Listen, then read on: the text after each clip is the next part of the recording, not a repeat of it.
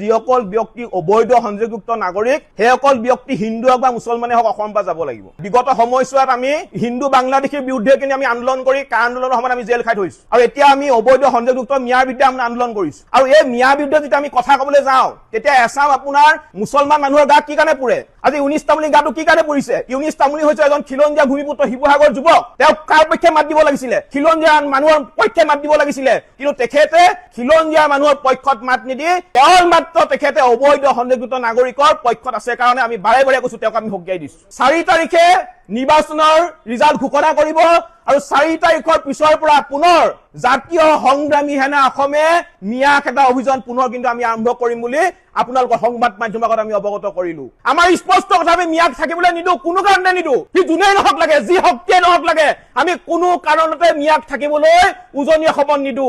আৰু যি ব্যক্তিয়ে মিয়াৰ হৈ দালালি কৰিবলৈ আৰম্ভ কৰিব, জাতিৰ স্বাৰ্থত প্ৰয়োজনত তেনে ব্যক্তিক কাণত ধৰি আঁঠু কঢ়াই থোৱা হ'ব। স্পষ্ট কথা। মিয়াক লগত লৈ এইখন অসমত নতুনকৈ বৰ অসম গঢ়াৰ সপোন কোনো কাৰণতে কাৰ্যক্ষেত্ৰত পৰিণত হবলৈ আমি দিব নোৱাৰো আৰু আমি নিদো। স্বৰ্গদেউ চাওলুং চুকাফা, মহাপুৰুষ শ্ৰীমন্ত শংকৰদেৱ, মহাপুৰুষ মাধৱদেৱে গঢ়ি থৈ যোৱা এই বৰ অসমৰ ভেটিত মিয়ালেণ্ড বনোৱাৰ ষড়যন্ত্ৰ উফৰাই দিয়া হব।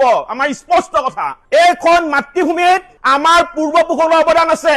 এইখন অসম আমাৰ প্ৰতিজন খিলঞ্জীয়া ভূমিপুত্ৰৰ পৈতৃক সম্পত্তি হয়। সেইটো আমি হাজাৰবাৰ কম। এইখন মাতৃভূমিত আমাৰ কেৱল মাত্ৰ আমাৰ খিলঞ্জীয়া ভূমিপুত্ৰসকলৰ পূৰ্বপুৰুষৰ অৱদান আছে। ইয়াত মিয়াৰ অৱদান নাই। মিয়াই গৈ বাংলাদেশত দম্ভালি মাৰক, কিন্তু অসমত নহব। আমাৰ জাতীয় সংগ্ৰামী অসমৰ স্থিতি স্পষ্ট।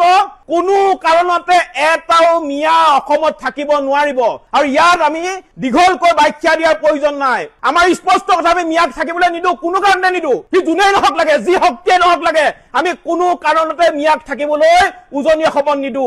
আৰু যি ব্যক্তিয়ে মিয়াৰ হৈ দালালি কৰিবলৈ আৰম্ভ কৰিব, জাতিৰ স্বাৰ্থত প্ৰয়োজনত তেনে ব্যক্তিক কাণত ধৰি আঁঠু কঢ়াই থোৱা হ'ব। স্পষ্ট কথা। এই মাতৃভূমিত কেৱল মাত্ৰ খিলঞ্জীয়া মানুহৰ প্ৰভুত্ব আধিপত্য থাকিব লাগিব। ইয়াত মিয়াৰ দম্ভালি নচলিব।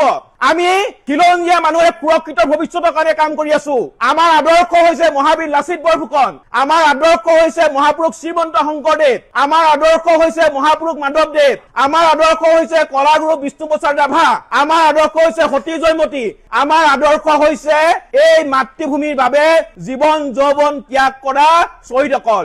আমাৰ আদৰ্শ কোনো কাৰণতে মোগল বা মোগলক সমৰ্থন কৰা ব্যক্তি কোনো কাৰণতে হ'ব নোৱাৰে।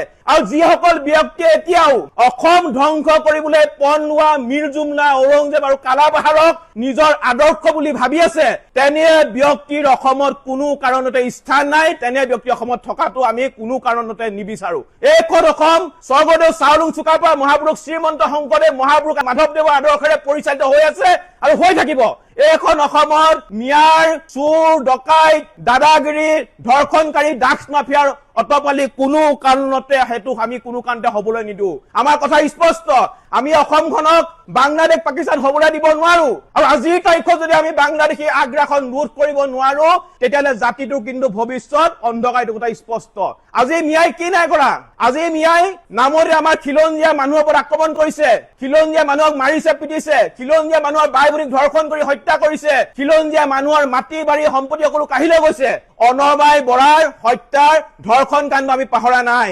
নুন মাটিৰ 4 বছৰীয়া কন্যাগৰাকীও কিন্তু মিয়াৰ হাতৰ পৰা হাৰি নগলে, ধৰ্ষণ কৰি মিয়াই হত্যা কৰিলে। এইবোৰ ঘটনা কোনো কাৰণতে আমি পাহৰি যোৱা নাই। গতিকে আমাৰ কথা স্পষ্ট যে কোনো কাৰণতে অসমত মিয়াৰ আগ্ৰাসন আমি হবলৈ নিদো। যি শক্তিয়ে মিয়াৰ হৈ দালালি কৰিবলৈ আৰম্ভ কৰিব, তেনে শক্তিক পুনৰবাৰ কৈছো, জাতিৰ স্বাৰ্থত কিন্তু প্ৰয়োজনত পিঠি বহল কৰি দিয়া হব।